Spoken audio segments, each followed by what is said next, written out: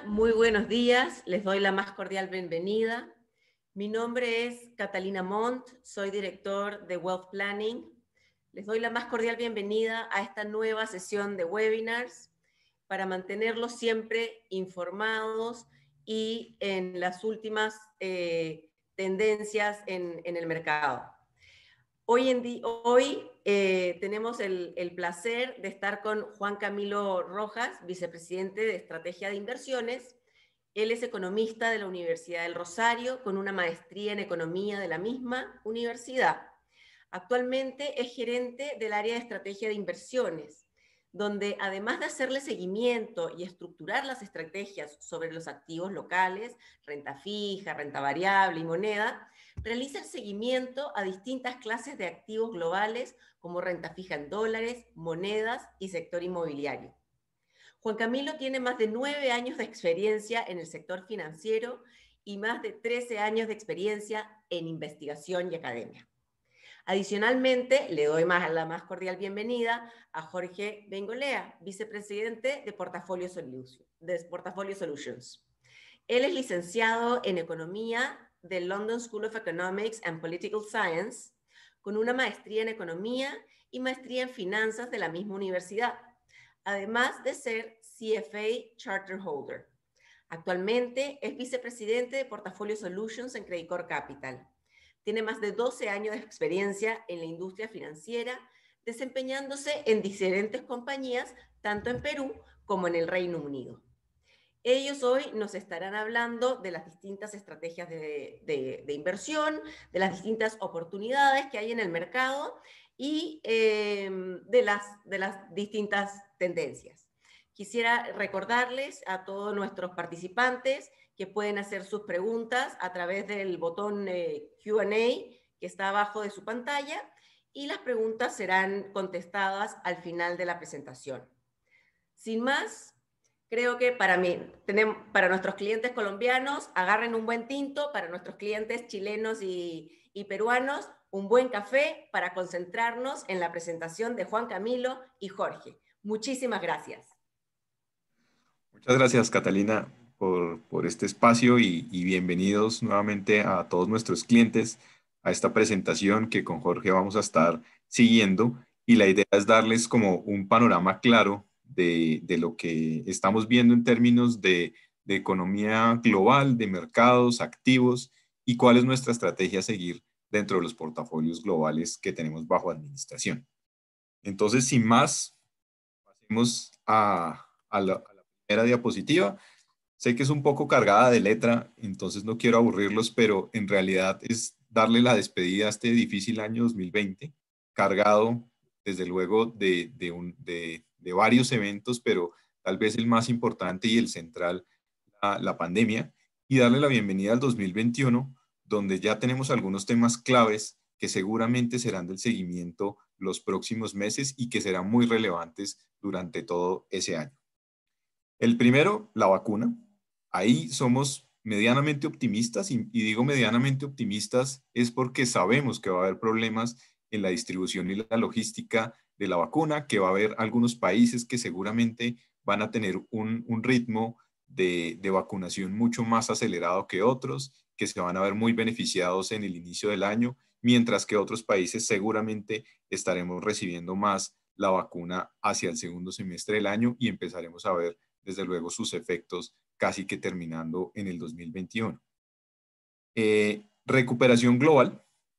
Ahí en buena parte va a depender de lo que pase con la vacuna, del primer tema que pues va a ser como muy relevante y va a ser como la base de todas las discusiones que tengamos el próximo año en lo que tiene que ver con economía internacional y seguramente comportamiento de los activos. Ahí vamos o este tema de recuperación global que seguramente nos debería llevar más cerca de ese normal o de esa senda que teníamos previo a toda esta pandemia, va a ser un tema crucial porque ahí se va a centrar la base, digamos, de todo lo que va a ser la generación de valor en los activos y si confirma efectivamente las expectativas que tienen los diferentes agentes, que recuerden que se han venido adelantando a una recuperación más sólida en el 2021, obviamente basados en la vacuna, y si esas expectativas efectivamente son cumplidas. ahí pues está el mayor riesgo al final de que esas expectativas no sean cumplidas y de que efectivamente tengamos algún tropiezo en medio que pueda llevarnos a que este ritmo de recuperación que trae la economía sea más lento. El tercer tema, los activos financieros, que aquí vamos a profundizar bastante en el tema. Nosotros somos positivos en términos de los activos de riesgo y creemos que hay un ambiente muy bueno para la toma de riesgo. En este sentido, pues está la renta variable principalmente, sectores cíclicos, mercados emergentes, pero también dentro de la renta fija encontramos, obviamente, activos que representan este mayor riesgo y que pueden generar unas rentabilidades interesantes hacia adelante. Flujos de capital, tal vez va a ser otro de los temas muy importantes y muy importantes sobre todo para mercados emergentes. Ahí estamos muy pendientes de que todos esos excesos de liquidez que tenemos hoy en la economía, basados pues desde luego en los estímulos monetarios y fiscales que hemos visto en las principales economías del mundo y que han sido de tamaños muy relevantes, finalmente empiecen a dar vueltas en el mundo. Y eso se da cuando la aversión al riesgo baja. En ese sentido, todos los temas que he enunciado anteriormente, recuperación global, vacuna, nos van a ayudar efectivamente a que esa percepción de riesgo ojalá cada vez vaya siendo menor y eso favorecerá activos, entre comillas, que se han quedado rezagados frente a la dinámica global. Ahí los emergentes aparecen como una opción y Latinoamérica y Asia, ex China, son parte de los favoritos para recibir buena parte de esos flujos durante el año 2021. Entonces va a ser un tema bien importante y muy de seguimiento, desde luego, para las economías emergentes.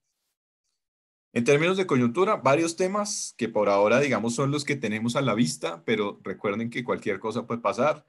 Guerra comercial China-Estados Unidos no va a terminar, eso ya lo sabemos.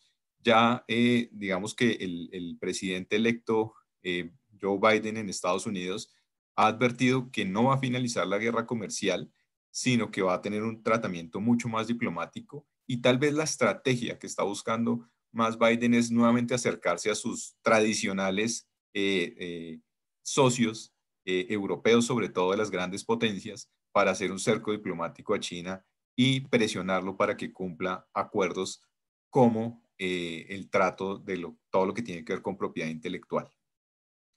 Decisiones de la OPEP van a ser muy, muy, muy importantes y van a ser demasiado relevantes porque al final van a marcar la evolución de los precios del petróleo.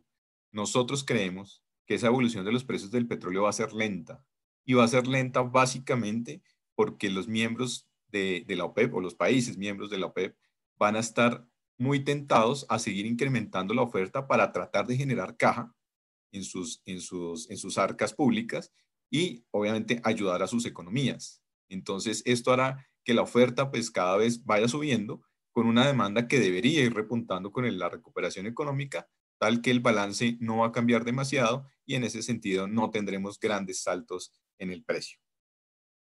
En Estados Unidos, otra vez, nosotros creemos que va a ser protagonista a nivel internacional y va a ser protagonista porque nuevamente Biden, como les digo, buscará a sus aliados, por un lado, entonces se acercará mucho más a Europa, que era lo que en la presidencia de Trump se había roto un poco, y también estará generando el reingreso de Estados Unidos a organismos internacionales. Entonces, eso debería darle nuevamente la relevancia a Estados Unidos dentro del entorno político internacional y obviamente eso trae, así como trae beneficios, pues seguramente traerá otras presiones que nos harán ver posiblemente también conflictos en Medio Oriente y la presión coordinada que ya les dije hacia China, que puede resultar obviamente en un tema diplomático, digamos, difícil de manejar en algún momento. Brexit se está definiendo al cierre de este año. Tienen plazo hasta el 31 de diciembre para cerrar el acuerdo comercial, que es tal vez una de las cosas más importantes que incluye el tema Brexit. Si no se da a partir del 1 de enero del próximo año, Reino Unido entraría a pagar aranceles y cuotas que antes no pagaba. Y eso, pues, desde luego puede traer efectos negativos sobre su economía. Entonces, ahí importante lo que pase de aquí al cierre del año. El 18 de diciembre hay reunión de la Unión Europea para tratar este tema. Se espera que en esa reunión haya un avance significativo en la firma del posible tratado comercial, y esto pues evite al final unos efectos nocivos para ambas economías al final. Y el último tema del que no se habla mucho por ahora y que va a ser noticia seguramente más en la segunda parte del 2021, pero que es relevante, son las elecciones en Alemania, que marcarán el cierre de un ciclo de 16 años de Angela Merkel en el poder. Y esto puede despertar pues, ciertos instintos en los diferentes partidos. Recuerden que más que la coalición hacer a Angela Merkel hacía la coalición de gobierno. Entonces, una vez ella fuera del gobierno, nuevamente puede haber disputas entre los diferentes partidos para tratar de buscar posicionar a sus candidatos en la primera magistratura, por supuesto, y desde luego en las elecciones parlamentarias que la anteceden. Entonces, eso va a ser importante, y más sabiendo que Alemania pues, es la cabeza de la Unión Europea y la Unión Monetaria. Estos entonces son los temas relevantes. Ahora vamos a pasar, sí, a un poco de coyuntura, y le doy la palabra a Jorge para que nos cuente un poquito qué pasó en el último mes. Gracias, Juan Camilo. Bueno, como seguramente todos saben, en noviembre lo que vimos fue una recuperación generalizada de los activos de riesgo, luego de la performance de repente un poquito pobre que vimos durante septiembre y octubre.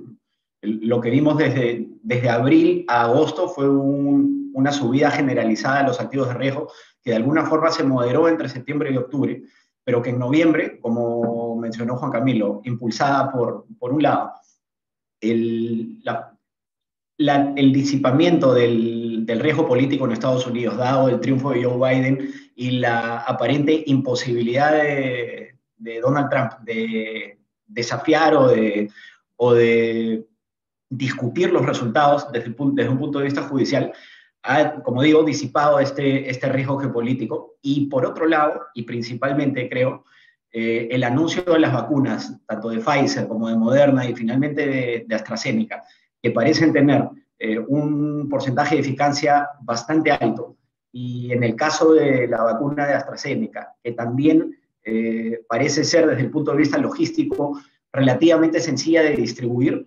generó una mejora bastante marcada en los activos, en el sentimiento hacia los activos de riesgo, lo cual llevó a que, como pueden ver aquí, la renta variable global haya tenido su mejor mes en 25 años.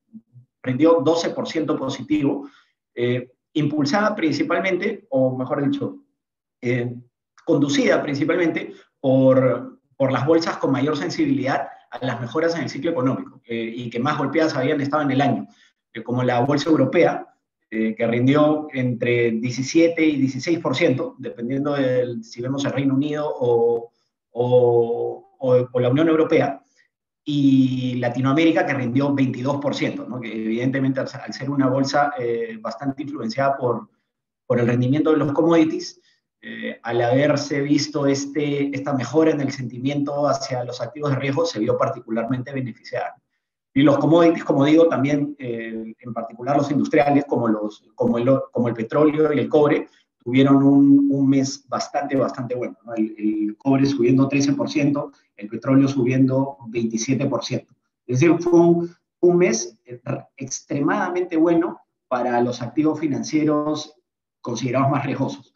Dentro de la renta fija, esto también se vio. Como vemos ahí, la renta fija de mercados emergentes y la renta fija de alto riesgo crediticio en Estados Unidos tuvieron un particularmente buen mes también, ¿no? Investment Grade, que es la renta fija de más alta calidad crediticia, tuvo un buen mes también, pero aquí, y esto ya lo vamos a ver de repente más adelante en la presentación, el espacio para ganancias adicionales parece ser ya un poco más acotado. Y en el caso del Tesoro de Estados Unidos, lo que vimos fue un rendimiento básicamente plano, que de alguna forma se vio moderado por el hecho de que ya es una clase de activo que ha rendido particularmente bien este año. Como ven ahí, ha rendido 7% positivo, que dado el contexto, es de alguna forma bastante natural. Es un activo, como seguramente saben, ¿no? El Tesoro de Estados Unidos es un activo típicamente considerado refugio, y dada la volatilidad que vimos en particular al principio de este año, es una categoría que ha rendido, una categoría de activo que ha rendido bastante bien. Sin embargo, aquí es importante tener en cuenta que dado que los retornos de esta clase de activos ha sido bastante buena, las tasas de interés han caído bastante, en particular las tasas altas, y por lo tanto las expectativas de rentabilidad de los bonos del Tesoro de Estados Unidos hacia adelante no son particularmente buenas. Y esto de alguna forma explica dentro de nuestro posicionamiento la preferencia que tenemos por activos con spread crediticio. De nuevo, esto es algo que de repente vamos a ver un poquito más en detalle más adelante en la presentación, pero queríamos darles un breve brochazo de cómo es que los activos financieros rindieron durante el mes de noviembre. Adelantándonos un poquito hacia diciembre, el rally que hemos visto en activos financieros se ha moderado, pero no se ha revertido. Los activos financieros de mayor riesgo han seguido rindiendo positivamente, pero a un ritmo bastante más acotado que el que habíamos visto en noviembre. Y de alguna forma, esto nos da un preludio de cómo esperamos que sea el 2021, en donde seguimos esperando que los activos de riesgo sean los que mejor rindan, pero ya a ritmos, como digo, bastante más moderados que los que hemos visto entre abril y diciembre de este año. Eso es un poco lo que les queríamos contar como resumen de lo que ha pasado en noviembre. Ahora ya le devuelvo la palabra a Juan Camilo para que nos cuente un poco sobre el entorno macroeconómico mundial y cómo esto va a influir en el rendimiento de los activos hacia adelante. Y ahí yo de nuevo les haré unos cuantos comentarios. Dale, Juan Camilo. Gracias, Jorge. Aquí simplemente agregar con lo que decías del inicio de diciembre, hemos estado muy pendientes de un tema que habíamos un poco descartado que se diera este año, que es el estímulo fiscal, que ayuda un poco a mantener como esa expectativa positiva. Nosotros creíamos que tal vez ese estímulo fiscal venía para el primer trimestre del próximo año, entonces digamos que ese anticipo de la posibilidad de que se dé tan pronto como antes de que finalice este año ya no va a tener mucho efecto, digamos, en lo que es el 2020, pero sí tendremos desde el día 1 del 2021 dinero adicional, digamos, que va a estar soportando la economía de Estados Unidos, y eso ayuda en buena parte también a soportar esa buena expectativa que les contaba Jorge, que había continuado desde el mes de noviembre, aunque un poco más moderada de lo que lo vimos durante ese mes. Pasando ahora sí a números un poco más duros desde el lado macro, aquí tenemos las expectativas de crecimiento global. Y aquí me voy a centrar en un par de puntos, no quiero aburrirlos con todos estos números que vemos acá, pero lo primero es el mundo. Tenemos una proyección de retroceso del Producto Interno Bruto de 3.7%. Aquí cabe recordar que en el año donde tuvimos la crisis financiera, 2008-2009, el PIB global no cayó. ¿Listo? Entonces, esto es un detalle bien especial porque esto también marca la profundidad de lo que ha sido esta crisis generada por la pandemia. Entonces, vamos a tener un crecimiento esperado del menos 3.7%. El próximo año un rebote hacia el 5.8%, y aquí quiero marcar algo bien importante. Este crecimiento del 5.8%, fíjense que va a estar muy explicado por los mercados emergentes. Entonces, 6.9% en la proyección de emergentes, en desarrollados 4.4%, y entre emergentes Asia y LATAM 8.1% la expectativa de crecimiento de los emergentes Asia, y 4.4% la expectativa de crecimiento de LATAM. Obviamente aquí las comparaciones son odiosas, entonces no quiere decir que porque Asia emergente crezca un 8.1%, ya haya que dirigir todos los recursos a Asia emergente y olvidarnos de LATAM como mercado emergente, porque también hay que compararlo frente a sus potenciales. Los potenciales de crecimiento de las economías de Asia emergente son un poco más altos que los nuestros. Entonces también eso explica esa dinámica de crecimiento más alta. Al final también hay que reconocer que en LATAM nuestro potencial, digamos, regional está alrededor de un 3,5%, entonces vamos a estar creciendo por encima de eso, no demasiado, pero sí vamos a estar creciendo por encima de eso, aunque sabemos que el camino de recuperación económica, y aquí marco la económica porque no va a ser la misma ruta para los activos, La recuperación económica va a tardar unos años, muchos años, creemos, hacia adelante. De hecho, hay un cálculo que puede ser más allá del 2025, llegando hasta el 2028 incluso, para una recuperación o volver a la senda de crecimiento potencial que tienen nuestras economías. Por el lado de los desarrollados, Estados Unidos, 4.6%. Aquí también quiero hacer una anotación y es que este 4.6 puede tener un sesgo alcista y ese sesgo alcista puede venir al final por todo este tema de los estímulos fiscales. Entonces, de acuerdo a las promesas de Biden en campaña y a la forma como él quiere dirigir los estímulos fiscales, la forma como quiere anticipar, digamos, todo el gasto, no solamente, digamos, para el año corriente, sino en años posteriores, eso va a potenciar el crecimiento de Estados Unidos y va a hacer seguramente que vuelva mucho más rápido a la senda de crecimiento potencial. Incluso pudiera ser esa vuelta a esa senda de crecimiento potencial durante el año 2021, que eso sería, pues, evidentemente un comportamiento muy llamativo y obviamente eso más que justificaría la subida en los precios de los activos y les daría posibilidad de a las empresas ir mostrando mejores resultados en términos de utilidades, lo que se vuelve un círculo virtuoso para nuevamente ver valorizaciones mucho más seguras en los activos y, como les hemos dicho, los de mayor riesgo. En mercados emergentes, lo que les decía, simplemente volver a notar, uno, pues que obviamente van a tener un crecimiento mucho más acelerado, y dos, que pueden estar muy beneficiados por los flujos de capital. Entonces, ahí que necesitamos los mercados emergentes en realidad, que esos flujos no sean ocasionales o no sean flujos de portafolio solamente, sino que ojalá esos excesos de liquidez sirvan para que tengamos unos flujos de capital de pronto un poco más permanentes, sobre todo en países de América Latina. Entonces, eso es lo que les quería describir de esta tabla y que quería remarcar como muy importante para seguir hacia adelante con otros detalles. El primero, y es una pregunta recurrente que nos hacen casi que a diario, es el tema del dólar y sobre todo pues nuestras monedas frente al dólar.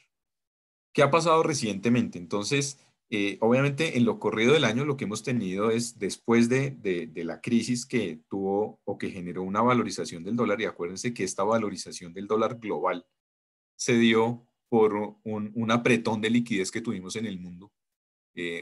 Sobre todo entre la tercera y la cuarta semana de marzo fue muy notorio cuando estalló la crisis, digamos, la demanda por liquidez era gigantesca y esto pues llevó a un apretón de liquidez en diferentes economías, ¿listo? A nivel global. Si eso no hubiera sido rápidamente rescatado por los diferentes bancos centrales, seguramente hubiéramos entrado en una crisis financiera de tamaño importante.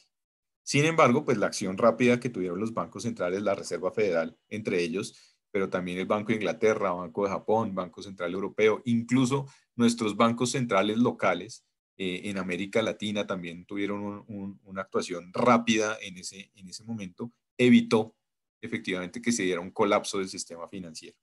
A partir de ahí lo que hemos tenido es, y me voy a referir nuevamente al dólar, una caída en el precio del dólar frente o relativo a las demás monedas. Entonces hemos tenido al final una depreciación del dólar. ¿Listo? Esta línea azul más clara que ustedes ven acá, o azul celeste, está medida desde el comienzo del año o finales del año pasado. Aquí está el momento más difícil de la crisis y a partir de ahí lo que hemos tenido en desvalorización del dólar frente a otras monedas. El espejo... Juan Camilo, sí, dale. de repente valdría la pena que expliques un poquito qué cosa es el XY, porque de repente Claro. no está tan claro para algunas personas. Por supuesto. Este DXY, ¿qué es lo que mide? Al final mide la posición relativa del dólar, o pues de la moneda de Estados Unidos, frente a las monedas más importantes del mundo. ¿Listo? Estos son entre 7 y 10 monedas. Ahí está el euro, la libra esterlina, ¿listo? Está la corona sueca, la corona noruega, el yen japonés, ¿listo? Entre otras, el franco suizo, ¿listo? Entre otras que hacen parte, pues desde luego, de esa canasta relativa. Entonces, al final es como tasar el dólar, como nosotros tenemos nuestro propio tipo de cambio, frente al dólar, el dólar se compara contra las otras monedas. Y ahí se ve si está más caro o más barato de lo que lo tenemos o lo teníamos al inicio del año. Y al final lo que lo tenemos hoy es que en relativo está más barato. Listo, el dólar ha perdido valor. ¿Y por qué ha perdido valor? Básicamente, eso se explican dos cosas. Uno, pues la oferta de dólares extraordinaria que ha dado la Fed, que adelante veremos que ha sido de un tamaño muy relevante. Y dos, en la medida en que ha venido pasando la crisis, esa demanda por liquidez en dólares pues ha venido bajando. ¿Por qué? Porque, como les explicábamos al principio, pues se ha empezado a buscar activos que generen rentabilidad. Entonces se ha preferido dejar el dinero en activos y no tener el dinero líquido. Y eso pues también baja esa demanda del dólar. Y en la medida además que la aversión al riesgo cae, pues el dólar deja de verse como un activo y realmente se vuelve nuevamente como un medio de transacción. Entonces pierde, digamos, como esa relevancia y al final pierde valor. El espejo, digamos, de esta línea celeste que es el dólar global, es el euro. Entonces, fíjense que en la medida en que se deprecia este dólar, el euro lo que ha venido haciendo es casi que un movimiento muy similar. Ya lo tenemos en niveles por encima de 1.20. Entonces, tuvimos una caída inicial hacia niveles de 1.10, 1.10, 1.12, y hoy ya lo tenemos en niveles alrededor de 1.20 dólares por euro. ¿Qué ha pasado con los mercados emergentes, que son al final los que nos inquietan más a nosotros? Entonces, fíjense que los mercados emergentes tuvimos una depreciación importante de nuestras monedas en pleno ojo del huracán, en la crisis, y a partir de ahí, esa depreciación fue cada vez menor, pero no pasó a ser apreciación como sí le sucedió, por ejemplo, al euro y a otras monedas por allá terminando el mes de julio, cuando justamente estábamos cerrando las primeras olas y se podían reabrir las economías y, digamos, teníamos una situación tal vez un poco más diferente. Recuerden que para América Latina, sobre todo, no para el total de los emergentes, pero sí para América Latina, pues fue mucho más demorado ese proceso. Entonces, nosotros recién empezamos a abrir economías casi que en septiembre. Entonces, digamos que fuimos mucho más atrás en ese proceso y esto también en parte justifica que nuestras monedas pues hayan estado un poco más golpeadas en una buena parte del año. Al final, noviembre, nuevamente, marcó un punto de inflexión y las monedas emergentes, como un todo, como les digo, hay realidades diferentes dentro de los emergentes, pero como un todo, las monedas emergentes empezaron a ganar valor frente a lo que fue el cierre del año 2019 frente al dólar. Entonces, pues eso es bien importante. ¿Eso qué marca? Y eso, digamos, hacia adelante, ¿qué pudiera ser? Los flujos de capital, nuevamente insisto con el tema, van a ser una parte determinante de lo que pase con nuestras monedas hacia adelante. Entonces, en la medida en que esos flujos de capital vayan viajando a tratar de tomar posición en diferentes activos que encuentren con precios más bajos o precios muy desviados, digamos, de su normal, pues evidentemente van a generar entradas de dólares a esas economías y mayor apreciación. Como les digo, los emergentes en eso somos favoritos. Y en ese sentido lo que estamos viendo es que puede haber un movimiento de apreciación de las monedas emergentes en general, obviamente sin olvidar que cada una de las economías, y en particular Colombia, Perú y Chile, tienen sus particularidades. Entonces Colombia pues depende de petróleo, o sea, más de commodities, energía, que de commodities, metales industriales, como le pasa a Perú y Chile. Eso va a ser una diferencia. Ya recuerden que les hablé de que el petróleo no va a evolucionar tan rápido. Otra diferencia, en Perú ahora tienen elecciones en abril, eso puede generar algún tipo de volatilidad. En Chile están en pleno proceso de la definición de la Constitución, eso también puede traer algunos temas particulares, pero en general lo que estamos esperando es que el movimiento de apreciación de las monedas emergentes se dé hacia adelante. Como les decía, atado a eso, pues que está obviamente los estímulos monetarios. Y la historia de los estímulos monetarios es bien interesante porque aquí se muestra efectivamente lo que fue digamos, como la mayor oferta de dólares en el mundo y de otras monedas en el mundo. Por ejemplo, y aquí está como tamaño relativo para poder verlo mucho más claro, en el caso de Estados Unidos, la oferta monetaria pasó de 19% del PIB a 35% del PIB, casi que se duplicó el tamaño de los dólares en el mercado. ¿Eso qué significa? Que pasamos de estar en cerca de 4 trillones de dólares de oferta monetaria a casi 8 trillones de dólares. Digamos como que ofrecer adicionalmente esos 4 trillones significa casi que ofrecer el PIB de Italia en un mes, porque realmente el movimiento que hizo la Fed no duró más de 2 meses para llegar a ese límite. Entonces es muy importante no solo la cuantía, sino la velocidad con la que se hizo. Y obviamente esa cuantía y velocidad con la que se hizo fue la que al final salvó al sistema financiero de un posible colapso en el mes de marzo-abril. Banco Central Europeo, casi un 70% más. Muy importante también, obviamente una oferta extraordinaria. Banco de Japón, un 40% más. El Banco de Inglaterra, casi también duplicando el tamaño de su hoja de balance. Al final, ¿qué tenemos? Y aquí lo tenemos cruzado en esta gráfica que tenemos abajo, donde mostramos lo que está pasando con la oferta monetaria global, entre comillas, sumando solamente estos 4 bancos, la Fed, Banco Central Europeo, Banco de Japón y Banco de Inglaterra, todo puesto en dólares, que es esta línea roja que ustedes ven acá. Acá está el salto de marzo. Listo, y aquí está lo proyectado que tenemos hacia adelante. Y lo cruzamos contra uno de los indicadores de activos de riesgo. En este caso, pues es el ETF de las acciones globales. Y fíjense el comportamiento que siguieron los activos. Entonces, las economías no se han recuperado, pero los activos sí. Y tuvimos una recuperación casi que en V, como ustedes lo ven ahí en la línea azul, junto con lo que ha sido la provisión de liquidez. Entonces, eso es muy importante. Entonces, por ahora, digamos, ¿qué está ayudando a explicar el comportamiento de los activos? Efectivamente, que haya unos excesos de liquidez que estén buscando rentabilidades. ¿Qué debería explicar el comportamiento de los activos hacia adelante? Que las economías se recuperen con esos excesos de liquidez y empiecen a mostrar una mejor dinámica, lo que ayudará también a las empresas a empezar a mostrar utilidades y eso va a justificar seguramente el valor de los activos hacia adelante. Adelante, Jorge también nos va a contar un poquito de eso y vamos a ver eso cómo se ve hacia adelante para ver si efectivamente se cumple o no se cumple. Por el lado de estímulos fiscales, y ya les había mencionado un poco al comienzo, entonces no los aburro, pero estamos pendientes de lo que pase con Estados Unidos.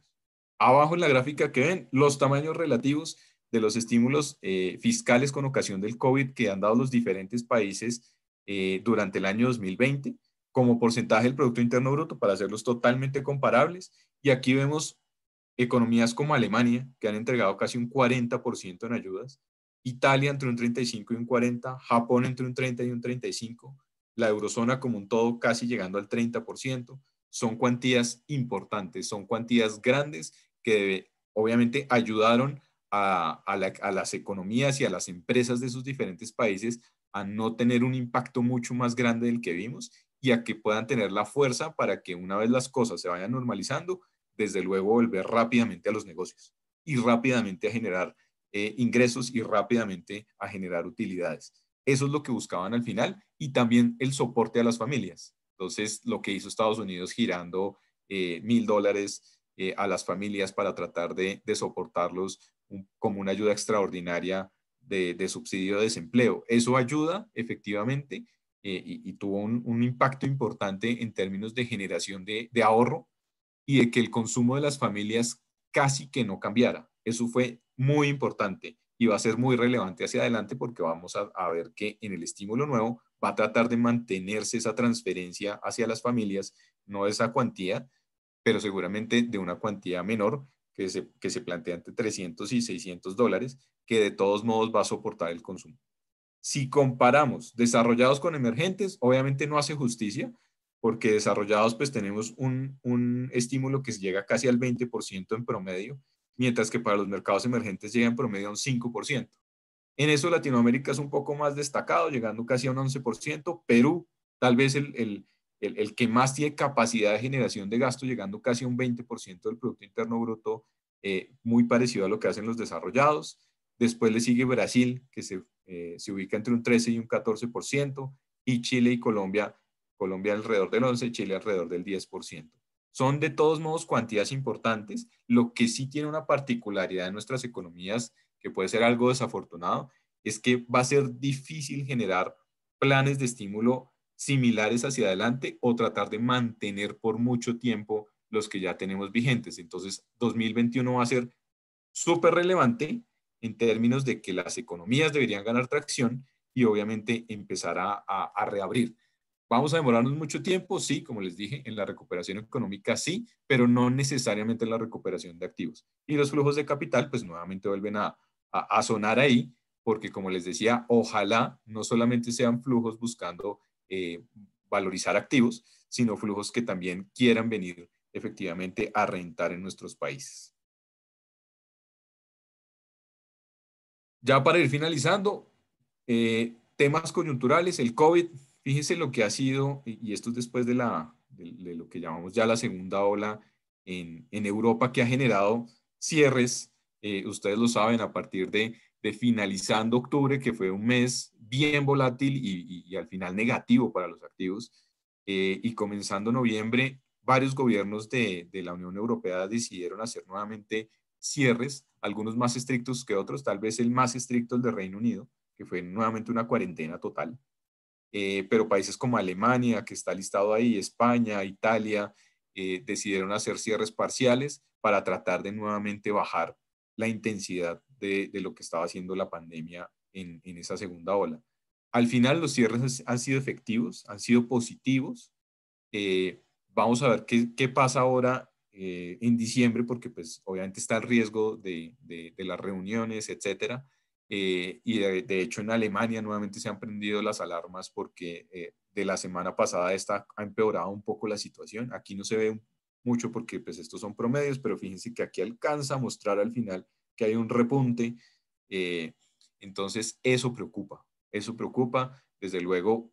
¿En qué nos afecta eso al final? En que haya nuevamente algún tipo de cierre de confinamiento, que eso retrase el proceso de reapertura de las economías, de la dinámica económica y desde luego pues que nuevamente veamos una economía europea un poco más débil. Eso es lo que a nosotros nos llama mucho la atención y lo que por ahora nos hace no estar tan cerca en nuestro posicionamiento de Europa, sino estarlo vigilando para ver en qué momento efectivamente hace sentido toda esa atracción que seguramente va a tener Europa con todos esos estímulos que ha entregado no solamente desde el lado fiscal, sino desde el lado monetario, que incluso debería estar reforzando entre esta semana y la otra. En términos de vacuna, aquí está un mapa que tomamos nosotros para tratar de hacernos a una idea de cómo va a ser ese proceso de vacunación. Los más oscuros, Unidos, está por acá Rusia, China, son los que están iniciando vacunación en diciembre. Acá está Reino Unido. Los que van a iniciar vacunación en enero, Canadá, México, Brasil, Chile, Argentina. Los que tienen inicio para febrero, por acá está Venezuela, Sudáfrica, entre los más importantes. Marzo, Australia, que dentro de los desarrollados suena un poco raro, digamos al final, porque fíjense que toda Europa va a estar comenzando en enero.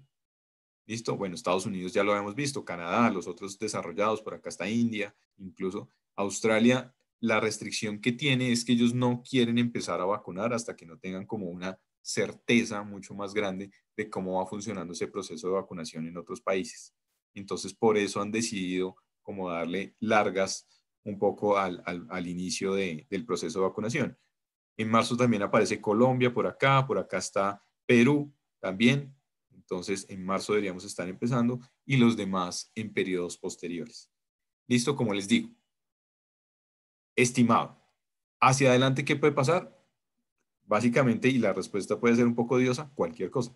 Entonces, porque tenemos problemas de logística, ya en los primeros días de vacunación en el Reino Unido, pues ya ayer se prendió una alerta porque 2 personas tuvieron una reacción fuerte frente a la vacuna. Son 2 casos entre muchos, pero pues desde luego es para hacerle seguimiento y empiezan a generar ruido o dudas sobre lo que pueda ser la efectividad de las vacunas. La logística es desde luego lo más importante, como lo explicaba Jorge al comienzo, es diferente la vacuna de Moderna a la de Pfizer. Pfizer tiene unas condiciones mucho más especiales para su transporte y logística, entonces lo hace un poco más difícil y demorado, lo que no quiere decir que nunca vaya a llegar, pero pues evidentemente puede hacer que el proceso se demore mucho más. Entonces, Biden, recuerden que ofreció 100 millones de personas vacunadas en sus primeros 100 días de gobierno. Entonces eso pone otra presión adicional porque ya fija ciertas expectativas que si no se cumplen, pues desde luego eso también puede llevar a una reestimación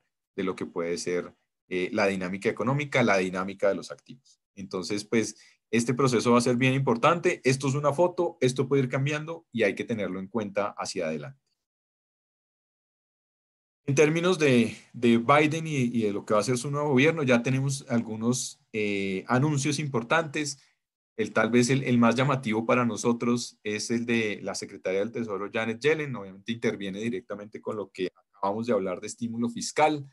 Es una persona que frente de la Reserva Federal y mientras estuvo al frente de la Reserva Federal, pues hizo un buen trabajo, lo que digamos, le da como todas las garantías, si se quiere, de que no haga locuras, digamos, en la Secretaría del Tesoro, que busque efectivamente incentivar la economía y eso nos hace, digamos, como sentirnos cómodos frente a lo que les decía al comienzo de ese número de crecimiento de Estados Unidos. ¿Puede tener un sesgo al alza? Sí. Janet Yellen es un poco pro estímulo, pro choquear la economía, digamos, de manera positiva para tratar de sacar los mejores rendimientos siempre. El resto, pues ya está. Juan Camilo, Dale, Jorge.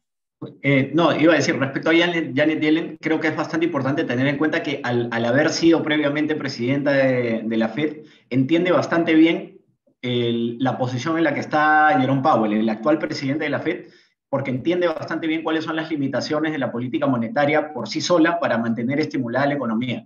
Jerome Powell en los últimos meses ha venido repitiendo constantemente la necesidad de que la política monetaria sea acompañada por una renovación del estímulo fiscal, ¿no? Y el hecho de tener a Janet Yellen en la Secretaría del Tesoro va a hacer que el secretario del Tesoro, que es el ministro de Economía, tenga bastante empatía con la posición del presidente del Banco Central y puede hacer que esa coordinación de política monetaria y fiscal sea más sencilla. Nada, era eso. Dale.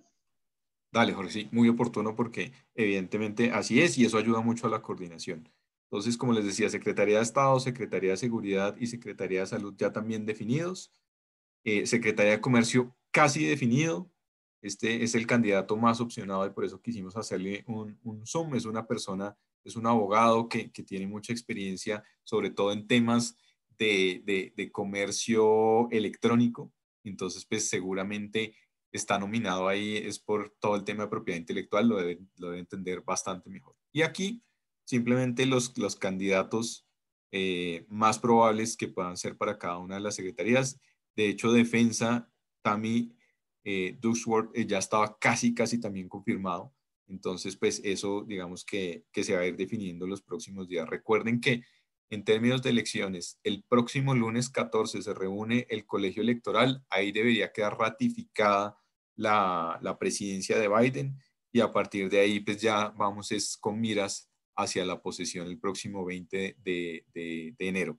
Y queda en el intermedio la definición del Congreso, la del Senado, que va a ser la segunda vuelta en Georgia, que eso se va a realizar en los primeros días del mes de enero, exactamente el 5 de enero del 2021. Entonces ahí ya debería quedar cerrado el Congreso. Por ahora nuestra expectativa es que el Congreso quede mixto, ya la Cámara es de los demócratas, el Senado debería quedar de los republicanos y eso pues, digamos, limita un poco el accionar desde luego del gobierno en términos fiscales, pero pues de todos modos no es que paralice totalmente el gobierno. Sí hace un equilibrio con respecto a otros riesgos que había sobre activos y diferentes sectores de la bolsa, como tecnología, por ejemplo, para que haya mayor regulación. También el sector financiero, entonces eso haría, digamos, como un equilibrio en ese sentido. Entonces, pues también, digamos, como favorable ese entorno al final también para los activos financieros.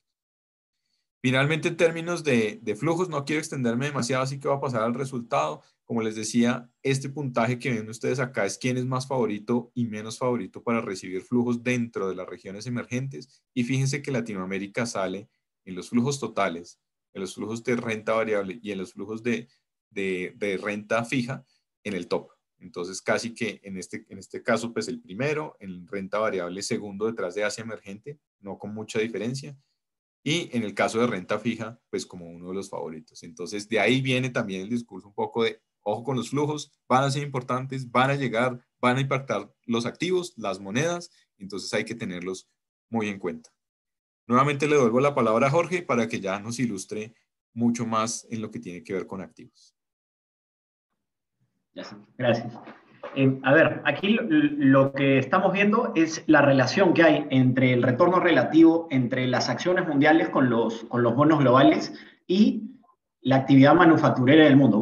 Como pueden ver ahí, las acciones, que al ser los activos de principal riesgo, se benefician cuando la actividad manufacturera y económica global viene subiendo, ¿no?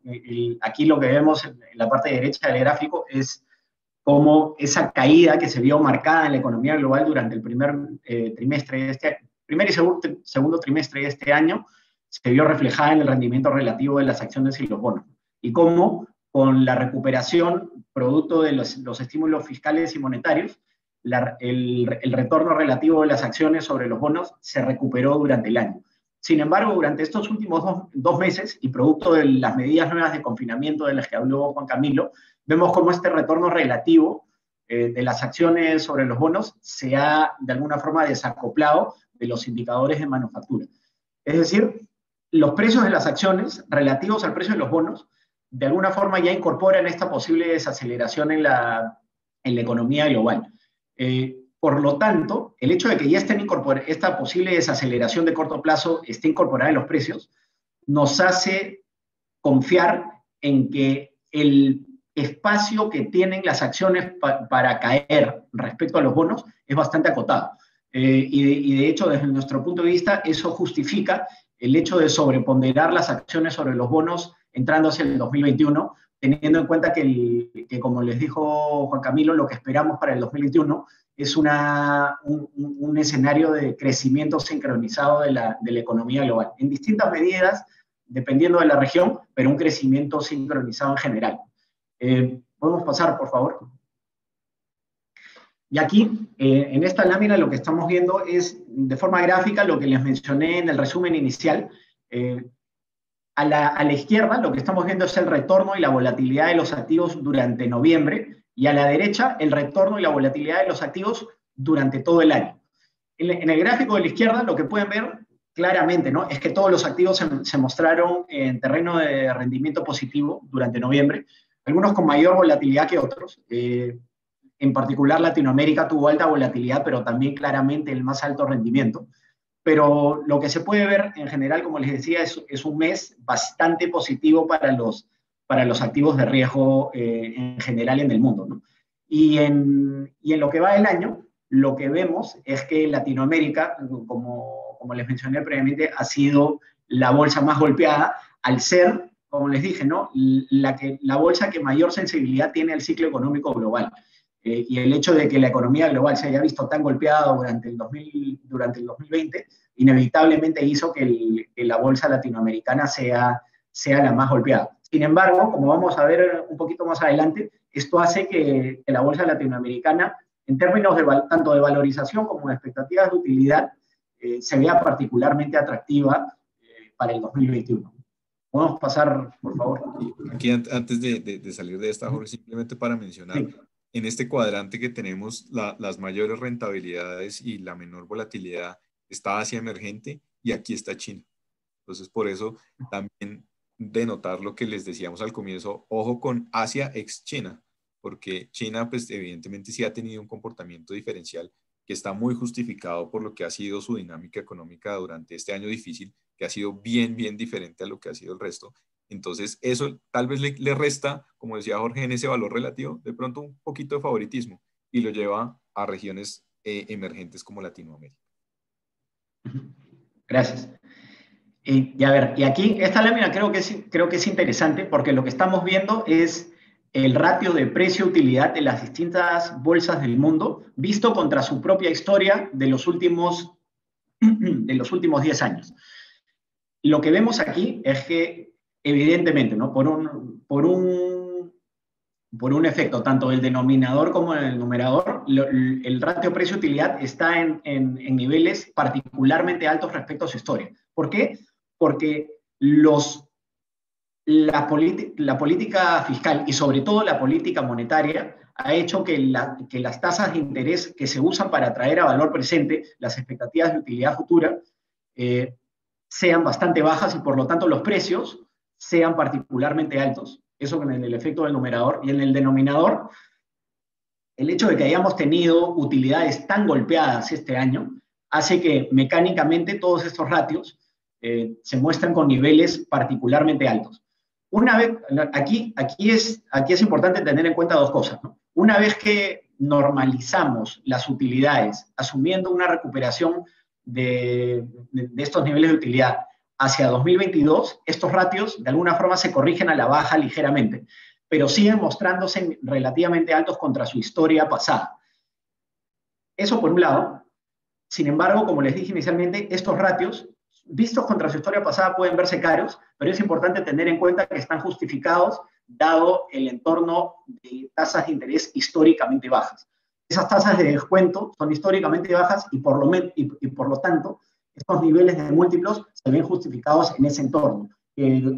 Como les hemos mencionado y vamos a tocar un poquito más adelante, cuando hablemos de las tasas de los bonos del Tesoro de Estados Unidos, esperamos que todavía se mantenga, al menos en el mediano plazo, ¿no? Por lo que aquí es importante, como resumen, el mensaje de esta lámina es, sí, visto contra su historia, los ratios de precio-utilidad de las acciones en el mundo en general se ven caras, pero el entorno monetario que estamos, particularmente monetario, que estamos viendo hoy y que vamos a ver hacia adelante, no es el mismo que vimos a lo largo de la historia, ¿no? Y esto de repente se ata un poco con lo que les mostró Juan Camilo sobre la agresividad con la que los distintos bancos centrales han aumentado sus tasas o mejor dicho, su ritmo de compra de activos y por lo tanto la velocidad con la que han ajustado y presionado tasas de interés a la baja. ¿Podemos pasar, por favor? Sí, aquí solamente notar, antes de pasar, miren a Latinoamérica, otra vez aparece acá, con la corrección que dice Jorge, de no solo mirando un año adelante, sino ya mirando un periodo más normalizado que debería ser 2022, nuevamente aparece América Latina como dentro de las bolsas que todavía tienen valor, y obviamente aquí está pues en el discriminado las que muestran más valor. Y dentro de los desarrollados, tal vez el más rezagado es Reino Unido, como lo veíamos al principio, que ha sido es uno de los de menos buen comportamiento durante este año. Sí, ahí en el Reino Unido hay que tener en cuenta que esos precios pueden estar incorporando una prima de riesgo respecto a cómo finalmente el Reino Unido va a salir de la Unión Europea, que es uno de los temas que tocó Juan Camilo en la lámina inicial. Pasando un poquito más a detalle dentro de Estados Unidos, lo que podemos ver aquí en este gráfico de la izquierda es la recuperación más rápida de lo esperado, de lo inicialmente esperado, en las utilidades de la bolsa de Estados Unidos, ¿no? Lo cual ha estado influenciado por, como les digo, de nuevo, y de repente estamos sonando un poquito repetitivos, la agresividad con la que la política monetaria y la política fiscal han estimulado esta bolsa, ¿no? Esto esperamos que se mantenga en menor medida que lo que se ha visto en el 2020, pero que se mantenga hacia el 2021. Y adicionalmente a esto, como les dije en el resumen inicial, la mejora en sentimiento que se ha visto producto del inicio de la distribución de vacunas alrededor del mundo hace que esta clase de activo se vea, en términos relativos, particularmente atractiva, ¿no? La gráfica de aquí a la derecha lo que está haciendo es, de alguna forma, mostrar en un poquito más de detalle lo que les mencioné en la lámina anterior, ¿no? Si es que vemos los ratios de precio-utilidad futura de la bolsa de Estados Unidos, vemos que está en niveles de 27, bastante por encima del promedio de los últimos 10 años, que está más cerca de 17. Si es que lo vemos simplemente así, pareciera ser, ¿no?, que la bolsa de Estados Unidos está particularmente cara.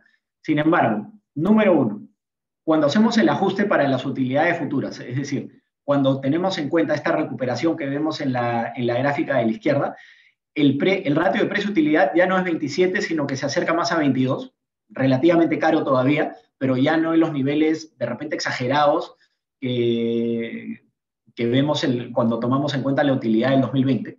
Eso por un lado. Y segundo, cuando hacemos la descomposición del ratio precio-utilidad para determinar cuál es la prima de riesgo incorporada en el precio de las acciones, es decir, la prima de retorno adicional que ofrecen las acciones por sobre los bonos soberanos de Estados Unidos, vemos que esta prima de riesgo no está en niveles particularmente altos. ¿Por qué? Por lo que les decía hace un ratito, de que las tasas de interés de los bonos soberanos de Estados Unidos, que se usan como punto de partida para determinar las tasas de descuento en las que se traen a valor presente las utilidades de las acciones, están en niveles históricamente bajos. Entonces, esa comparación entre lo que ofrece una acción y lo que ofrece un bono soberano no se ve mal para la renta variable. En términos relativos, la bolsa se sigue viendo como una buena alternativa y, por lo tanto, de esta forma nosotros justificamos o vemos razonable mantener una sobreponderación de la renta variable por sobre la renta fija entrando hacia el 2021. ¿Podemos pasar, por favor? En cuanto a posicionamiento sectorial, acá, de nuevo, tomando en cuenta lo que nos contó Juan Camilo, ¿no? De que se espera un crecimiento sincronizado alrededor del mundo, y Estados Unidos creciendo en niveles por encima de su potencial. Lo que nosotros consideramos apropiado es sesgar el posicionamiento dentro de la renta variable de Estados Unidos hacia sectores cíclicos. Acá es importante tener en cuenta que el posicionamiento sectorial en la bolsa de Estados Unidos es particularmente importante porque la bolsa de Estados Unidos pesa aproximadamente 60% de lo que pesa todas las acciones que cotizan en algún mecanismo centralizado en el mundo. Es decir, lo que pase con la bolsa de Estados Unidos, para bien o para mal, va a marcar la pauta para lo que pase con las acciones en el mundo, ¿no? Y lo que vemos aquí, en este gráfico de abajo, es la relación entre el retorno de los sectores considerados cíclicos, con mayor sensibilidad al ciclo económico, contra el retorno de los sectores más considerados defensivos, es decir, los que menos sensibilidad tienen al ciclo económico. Entre los menos cíclicos están el sector salud, consumo básico o de servicios básicos, y mientras los más cíclicos está el sector energía, financieros, consumo discrecional, sector industrial o el sector de producción de materiales. Lo que vemos aquí es que hay un desacoplamiento que muestra que la actividad manufacturera en el mundo está en niveles más altos de lo que se podría esperar si es que uno simplemente ve el ratio del retorno de los sectores cíclicos contra los defensivos. Aquí hay un desacople que nosotros pensamos que se va a reacoplar al alza. Es decir, las acciones cíclicas van a rendir por encima de las defensivas hacia el 2021, y mientras que los niveles de actividad manufacturera se van a mantener relativamente altos. En ese sentido, nosotros consideramos que hacia el 2021 es recomendable mantener sobreponderados, es decir, darle un particular peso en nuestros portafolios a los sectores financieros, industriales y materiales, que desde nuestro punto de vista son los que más atractivos se ven dentro de los sectores cíclicos. ¿Podemos pasar, por favor? Bueno, y como les decía Juan Camilo inicialmente, si bien nosotros dentro de la bolsa de Estados Unidos estamos dándole preponderancia a los sectores cíclicos, las bolsas de mercados emergentes, en particular la bolsa latinoamericana, tiene bastante sensibilidad al ciclo económico global. Y de alguna forma, haciendo un símil con los sectores de financieras, industriales y materiales en Estados Unidos, darle preponderancia a la bolsa latinoamericana en un portafolio globalmente diversificado también es una apuesta hacia el crecimiento sincronizado de la economía del mundo, que nosotros pensamos que va a ver particularmente beneficiada a la bolsa latinoamericana, que, como ven aquí, tiene expectativas de crecimiento y de utilidades particularmente altas vista contra el resto del mundo. Si a esto le sumamos el hecho de que en términos relativos la valorización de la bolsa latinoamericana no se ve particularmente cara, nos hace pensar que es una oportunidad de valor relativo bastante interesante entrando hacia el 2021. Podemos pasar, por favor. Y ya para terminar, pasando a la renta fija, como les mencioné, la renta fija soberana de Estados Unidos, las tasas de interés a lo largo de toda la curva de rendimiento se ven en niveles históricamente bajos. Lo que tenemos en este gráfico, la línea, dependiendo del color que la vean, naranja o melón de aquí arriba, muestra dónde estaban las tasas a principio de año o al fines del año pasado, y las líneas azul oscuro y celeste de aquí abajo muestra dónde están ahora, en diciembre y noviembre del 2020. Aquí lo que hemos visto es un desplazamiento de las tasas de interés hacia abajo, bastante marcado, que como les decía, está claramente influenciado por la postura de los bancos centrales. Bajar tasas de referencia de corto plazo y aumentar agresivamente sus planes de compra de activos que ha hecho, en particular bonos largos emitidos por los distintos tesoros del mundo, que ha hecho que las tasas de interés, como les digo, a lo largo de toda la curva se hayan visto significativamente impulsadas a la baja. El hecho de que estén en niveles tan bajos y que hacia adelante nosotros estemos esperando crecimientos de PBI particularmente altos y expectativas inflacionarias, al menos en el corto plazo, que empiecen a reaccionar al alza, hace que el sesgo de estas tasas de interés sea ligeramente al alza. No muy marcado, porque todavía tenemos a los bancos centrales como comprador de última instancia, lo cual va a mantener las tasas presionadas de alguna forma a la baja. Pero, por un lado, el ingreso corriente que ofrecen estos bonos es bastante bajo. Como ven aquí, uno se tiene que ir a plazos mayores a 20 años para obtener retornos de apenas 1% o 1.5%. Eso por un lado, y por otro lado, el hecho de que estas tasas largas vayan a estar impulsadas al alza hace que estos bonos se vean particularmente vulnerables ante potenciales pérdidas de capital. Por lo tanto, esto justifica nuestro posicionamiento de estar fuertemente subponderando la renta fija soberana de Estados Unidos. Y le damos preponderancia a la renta fija con riesgo crediticio, que es lo que vamos a ver en las láminas posteriores. ¿Podemos pasar, por favor, Juan Camilo? Y esto es lo que estamos viendo aquí, ¿no? En esta gráfica lo que vemos son los spreads crediticios, es decir, el retorno adicional que ofrecen emisores que no son el tesoro de Estados Unidos, para convencer, de alguna forma, entre comillas, a los inversionistas de comprar sus bonos, ¿no? Al ser empresas que tienen riesgo crediticio, porque no pueden simplemente emitir moneda para pagar sus obligaciones, tienen que pagar este spread crediticio, que es el que estamos viendo aquí.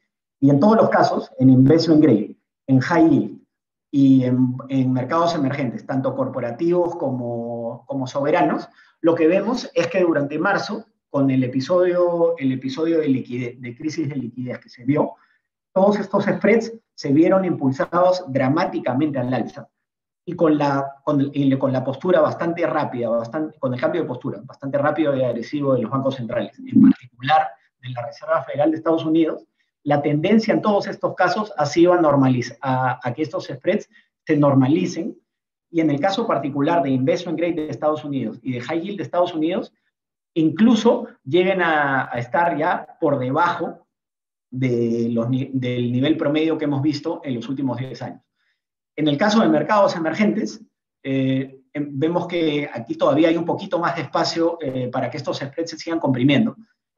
Sin embargo, la figura a grandes rasgos es la misma, ¿no? Hemos visto una recuperación, una compresión de spread significativa durante los últimos 8 meses, que ha ayudado a que los retornos en renta fija se hayan visto bastante favorecidos. Y de hecho, es algo que en nuestro posicionamiento global hemos venido recomendando desde que vimos este cambio de tendencia en los bancos centrales en marzo y abril.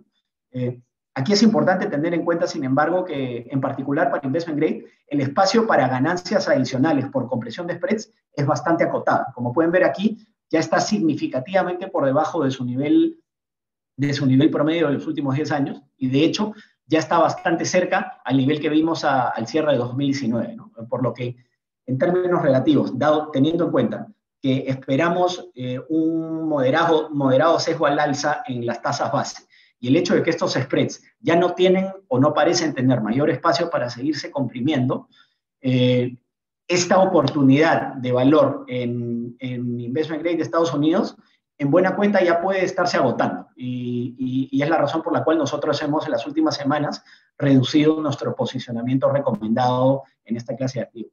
Y aquí ya de repente vale la pena pasar a la última lámina, por favor, Juan Camilo, para hablar de nuestro posicionamiento recomendado, ¿no? Como les dije, nosotros estamos dándole mayor peso a la renta variable sobre la renta fija en nuestro posicionamiento recomendado, dado este crecimiento sincronizado que esperamos hacia el 2021 y el hecho, como les dije, de que las primas de riesgo en los mercados accionarios no están en niveles particularmente altos. En cuanto al posicionamiento dentro de renta fija, como les dije, los bonos del Tesoro es esta subponderación es nuestra más alta convicción. No nos parece que haya demasiado valor en esta clase de activo, por lo que estamos fuertemente subponderándola. Investment Grade, como les dije, lo teníamos en sobreponderación, pero le hemos reducido este posicionamiento a neutral, dado el movimiento de spreads del que ya les hablé. Y nuestras principales apuestas siguen siendo high yield y en particular mercados emergentes en donde todavía vemos espacio para que los spreads crediticios puedan beneficiarse de este crecimiento sincronizado de la economía del mundo que esperamos hacia adelante. En cuanto a renta variable, tenemos que en el corto plazo estamos sobreponderando la renta variable de Estados Unidos por sobre la renta variable europea, porque en Europa, y esto es algo de lo que habló Juan Camilo, en el corto plazo, las medidas de confinamiento que se han tomado son bastante más agresivas que en Estados Unidos. Es decir, si bien Europa de repente va a tener mayor éxito en reducir las tasas de contagio de COVID-19 en el corto plazo, su economía probablemente se vea particularmente más golpeada, y esto es algo que ya estamos empezando a ver en los indicadores de actividad. Estas medidas no se han tomado en Estados Unidos, lo cual en términos relativos lo ha favorecido en cuanto a niveles de actividad. Sin embargo, aquí es importante tener en cuenta que este es un posicionamiento relativo que estamos todavía evaluando. La renta variable europea, como les dijo Juan Camilo, hacia adelante, teniendo en cuenta el sesgo cíclico que tiene, o el peso de sectores cíclicos que tiene la renta variable europea, y el hecho de que esperamos de que hacia adelante en 2021 Europa se pueda recuperar, es un posicionamiento relativo que estamos evaluando cerrar, ¿no? Probablemente reduzcamos nuestra exposición a Estados Unidos y subamos la exposición a renta variable europea.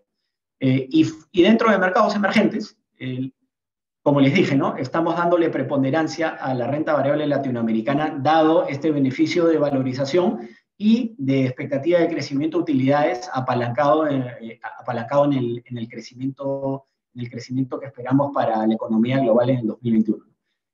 Estamos también en renta variable de mercados emergentes asiáticos, estamos positivos también. De hecho, como le dijo Juan Camilo, ¿no? Va a ser el principal motor de crecimiento en el mundo hacia el 2021. Sin embargo, aquí las valorizaciones no se ven tan atractivas y pueden ya estar incorporando esta expectativa, ¿no? Por lo cual, ahí nos mantenemos en un posicionamiento neutral, pero visto ya en agregado, nos sigue gustando la renta variable emergente. Eso es un poco lo que les queríamos contar. No sé si Juan Camilo quiere agregar algo finalmente, o si no podemos abrir ya el espacio para alguna pregunta que puedan tener. Muchas gracias, Jorge. Muchas gracias, Juan Camilo. Efectivamente, damos paso al espacio de preguntas. A nuestros clientes los invitamos a hacer sus preguntas a través del módulo de Q&A. De hecho, ya tenemos una y se las cuento.